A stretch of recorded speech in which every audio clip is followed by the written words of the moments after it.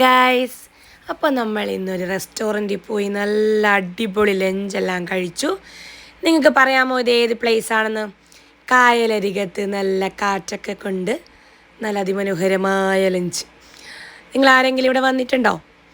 അപ്പോൾ നമ്മൾ ഇന്ന് ഷെഫ് പിള്ളയുടെ റെസ്റ്റോറൻറ്റിലാണ് ഇന്നത്തെ നമ്മൾ ലഞ്ച് കഴിച്ചത്.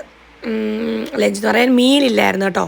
നമ്മൾ ആദ്യമേ കുറച്ച് ജ്യൂസ് പറഞ്ഞു, പൈനാപ്പിൾ, വാട്ടർമെലൺ, അതിനെല്ലാം ശേഷം നമ്മൾ ഇന്ന് ഓർഡർ ചെയ്തത് അപ്പമായിരുന്നു കേട്ടോ. നമ്മളിന്ന് മീലാണല്ലേ കഴിക്കുന്നത്. ഇന്ന് നമ്മൾ അപ്പം, ഫിഷ് നിർമ്മാണം, പോത്ത് ഫ്രൈ, തിരുത ഫ്രൈ. ഈ തിരുത ഫ്രൈ എന്താണെന്ന് എനിക്ക് സത്യം പറയാൻ അറിയില്ല കേട്ടോ. നിങ്ങൾക്കറിയാവോ?